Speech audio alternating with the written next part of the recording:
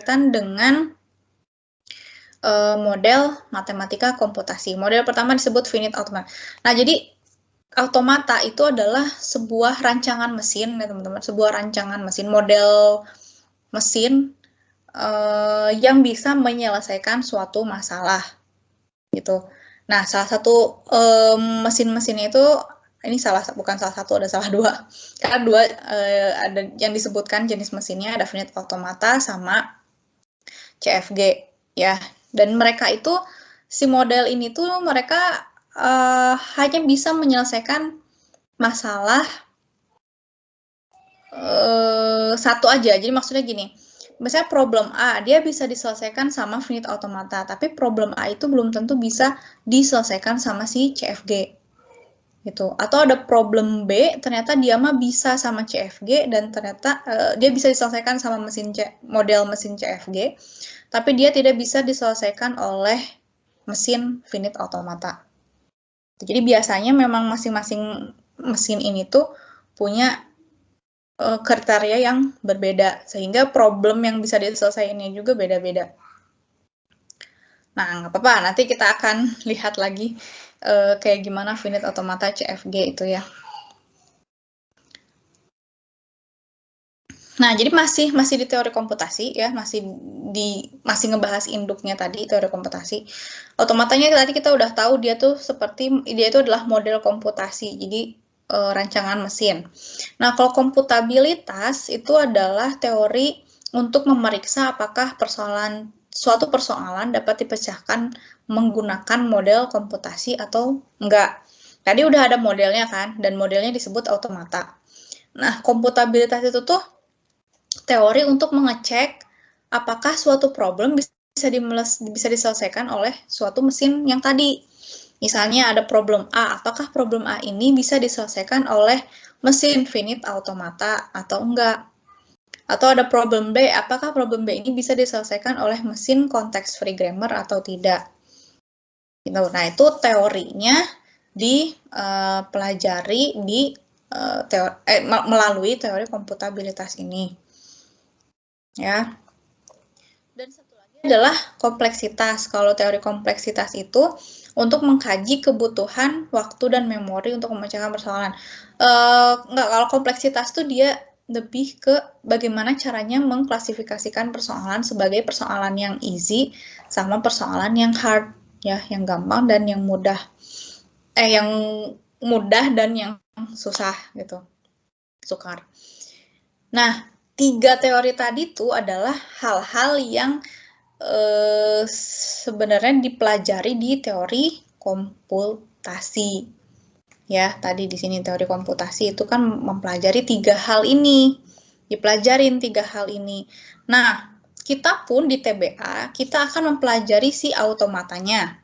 Ya, automata kita akan mempelajari. Jadi, gimana sih sebuah mesin tuh yang kayak gimana gitu, rancangan mesin itu yang kayak gimana, rancangan automata model komputasi itu yang kayak gimana. Nah, itu yang akan kita pelajari selama 1 semester ini. Dan hanya 2 mesin aja, ya, yang finite automata sama finite automata sama sama CFG ya. Nanti pokoknya ada 2 mesin, ada yang finite automata dan satu lagi adalah push down automata. Nah, 2 itu. Terus dan beserta kita juga akan mempelajari bahasa. Jadi bahasa itu dia nanti masuknya di automata sini ya. Karena berhubungan dengan si automata tadi. Jadi kita akan mempelajari itu di sini. Terus juga sebenarnya kita akan mempelajari komputabilitas. Komputabilitas itu tadi, apakah suatu problem ini bisa diselesaikan sama mesin ini atau enggak? Gitu. Karena kita udah mempelajari mesinnya, otomatis sebenarnya nanti kita jadi tahu, oh problem mana sih yang bisa diselesaikan sama mesin ini, gitu ya. Nah, itu akan pelajari. Dan kompleksitas juga akan kita pelajari. Kompleksitasnya itu kan tadi gimana caranya mengklasifikasikan persoalan sebagai persoalan mudah sama sukar. Nah, ini sebenarnya yang akan kita pelajari di CLO 3, yang NP problem, nanti ada NP problem. Tapi kita hanya mempelajari dasarnya aja. Jadi bener-bener yang dasar banget.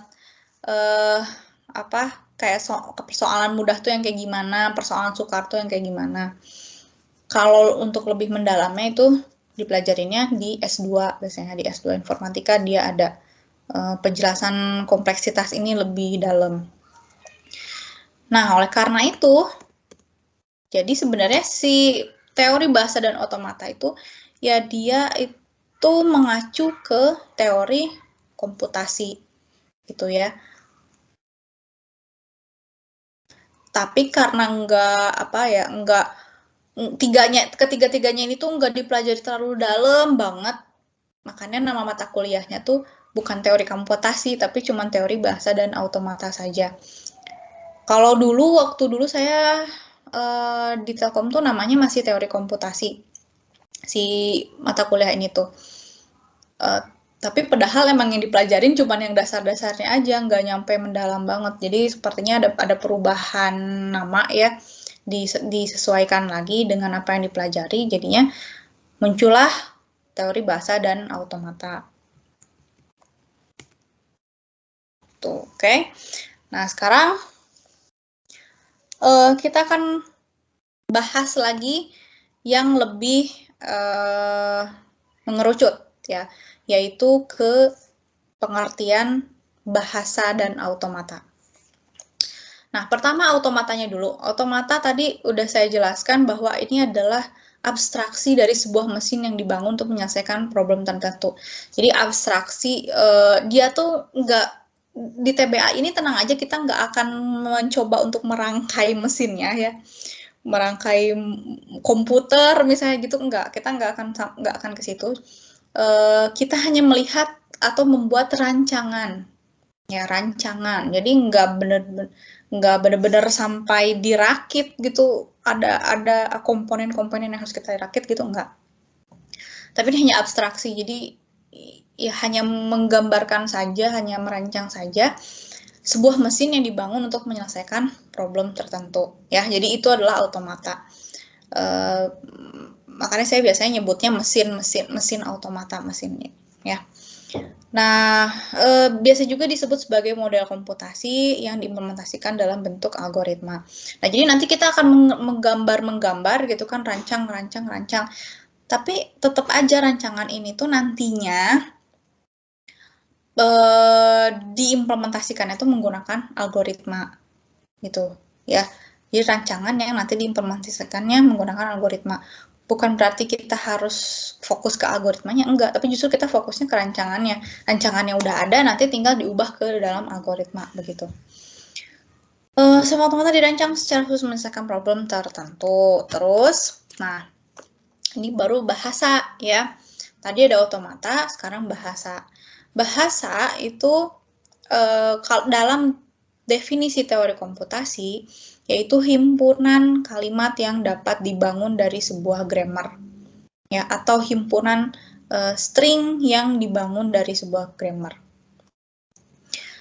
Kalau bahasa di kehidupan kita, manusia, itu juga sebenarnya sama kan, bahasa itu tuh adalah kumpulan kalimat, kalau formal ya, bahasa formal, kumpulan kalimat di mana kalimatnya ini tuh sudah mengandung atau di mana susunan si kalimatnya ini tuh dibangun dari grammar bahasa Indonesia, ya kan? Contohnya, saya pergi ke pasar, saya pergi ke sekolah, saya pergi ke kampus. Nah, itu tuh kalau dikumpul-kumpulin kalimat-kalimat yang SPOK tadi itu menjadi sebuah bahasa. Namanya apa? Bahasa formal bahasa Indonesia. Kenapa disebutnya bahasa formal bahasa Indonesia? Karena satu kalimatnya mereka tuh ada subjek, predikat, objek, sama keterangan. Kan grammar bahasa Indonesia gitu kan ya, SPOK. Nah, kalimat disebut kalimat formal karena mengikuti SPOK tadi. Coba kalau kayak saya ngomong sekarang, ini kan nggak ada grammar, nggak ada SPOK-nya kan ya, saya ngomong ya udah aja seenaknya saya. Nah, sebenarnya makanya obrolan saya ini bukan bahasa formal karena tidak sesuai dengan grammar bahasa Indonesia. Nah, jadi balik lagi ke bahasa. Kalau di bahasa Inggris misalnya, kenapa disebut bahasa Inggris? Karena kalimat-kalimat yang terbentuk itu itu mengikuti grammarnya bahasa Inggris. Biasanya bahasa Inggris itu SVO ya, subject, verb, object misalnya. Nah, karena mengikuti grammarnya bahasa Inggris, SVO tadi, berarti itu adalah bahasa Inggris. Jadi pokoknya intinya di kehidupan sehari-hari juga kita tahu itu adalah suatu bahasa Indonesia, bahasa Inggris, bahasa mana, ada hubungannya dengan grammar yang digunakan ketika membuat kalimat dalam bahasa itu.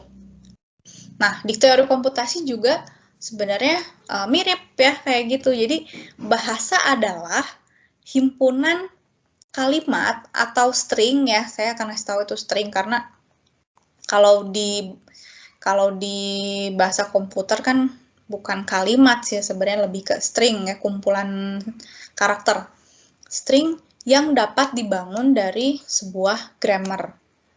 Nah, jadi kita juga di TBA akan belajar yang namanya grammar. Grammarnya kayak gimana sih di teori komputasi? Ya, beda lagi, bukan SP Okta ya di teori komputasi itu. Nanti ada grammarnya beda lagi. Yang jelas si grammar ini tuh artinya adalah aturan ya kan, serangkaian aturan yang digunakan untuk membangun kalimat dari bahasa tertentu. Grammar itu artinya. Nah. Oke, sekarang baru kita gabungkan nih bahasa dan automata. Tadi bahasa adalah kumpulan kalimat yang dikebangkitkan menggunakan serangkaian aturan grammar. Kalau automata, nah automata sekarang itu artinya dia si rancangan mesinnya ini dibangun untuk mengenali, menerima, atau membangkitkan kembali sebuah kalimat dalam bahasa tertentu. Jadi automata ini, mesin tadi kan kalau automatanya doang tuh, dia adalah sebuah mesin yang dibangun untuk menyelesaikan problem tertentu. Nah, sekarang kalau udah digabungin sama bahasa, problemnya ini adalah apa? Problemnya ini adalah bagaimana untuk mengenali, menerima, atau membangkitkan sebuah bahasa. Gitu. Jadi, problemnya nanti yang muncul adalah apakah bahasa ini bisa diterima oleh mesin ini atau enggak. Gitu. Ada sebuah bahasa. Nah, bahasa ini bakal diterima sama automata ini atau enggak. Nah, itu yang akan kita pelajari. Jadi, itu yang akan kita pelajari, ya, itu yang akan pelajari selama 1 semester ini. Nah, bahasa yang berbeda akan memiliki automata yang berbeda juga untuk mengenalinya. Contohnya nih. Misalnya, jadi kalau automata tuh ya, kalau digabungin sama bahasa dan automata. Nah, si automata ini tuh jadi kayak manusia. Jadi kayak manusia. Ada manusia A, di mana dia itu ngertinya bahasa Indonesia. Ya, jadi, ya ini dia ngertinya bahasa Indonesia. Dia bisa mengerti bahasa Indonesia, dia bisa generate bahasa Indonesia juga. Nah, ada suatu mesin B. Ya, ada suatu mesin B. Tapi mesin B ini tuh misalnya dia nggak ngerti sama bahasa Indonesia. Ketika mesin A ngasih tahu aku cinta padamu ke mesin B, itu dia nggak akan mengenali bahasanya. Jadi contohnya ini orang Afrika, ini orang Indonesia. Orang Indonesia ngomong bahasa Indonesia ke orang Afrika, dia kan nggak akan ngerti gitu ya. Si orang Afrikanya nggak akan ngerti, nggak akan nyampe gitu pesan dia ke orang Afrika ini. Nah, kecuali kalau mesinnya sama, misalnya ini orang Indonesia juga ini orang Indonesia. Ketika ada kalimat aku cinta padamu, dia dua-duanya akan paham ya. Orang yang ini juga dia akan paham artinya dari kata-kata yang dikeluarkan oleh orang A. Ya, jadi sebenarnya kan bahasa itu alat untuk komunikasi. Tapi kalau bahasa alat komunikasi antara orang yang ngerti bahasa itu. Gitu, misalnya orang Indonesia sama orang Indonesia yang ngobrol, kita bakalan ngerti karena sama-sama tahu tentang bahasa Indonesia. Ini contohnya orang Indonesia sama orang Afrika, mereka nggak akan ngerti kalau ngomongnya pakai bahasanya masing-masing gitu ya. akan mengerti kalau ada bahasa kesepakatan di dunia, yaitu bahasa Inggris, ya kan. Jadi orang Indonesia ngomong Inggris, Afrika ngomong Inggris, mereka sama-sama ngerti karena itu bahasa kesepakatan dunia, pakai bahasanya bahasa Inggris gitu. Jadi pada belajar dua-duanya. Nah, ini artinya gitu. Jadi tetap bahasa itu digunakan sebagai alat komunikasi. Nah, si automatanya itu adalah yang mengenalinya itu adalah bisa digambarkan sebagai orang. Ini, ya. Penggunaannya di mana? Penggunaannya itu bisa di compiler tadi ya, compiler bisa, ngebuat parser juga bisa, terus pengenalan parsernya misalnya untuk pengenalan ucapan, pembentukan kalimat, kemudian membuat parser untuk pemrosesan dokumen HTML yang digunakan pada browser internet. Nah, kalau contoh bahasa yang ada di teori komputasi itu kayak gimana? Contoh bahasanya kayak gini jadinya. Kan tadi bahasa adalah kumpulan kalimat atau string ya. Nah, ini berarti kalau yang namanya kumpulan tuh dinotasikannya kan pakai himpunan. Nah, himpunan jadi 0, 1, 0, 0. Nah, yang dipisah dengan koma itu adalah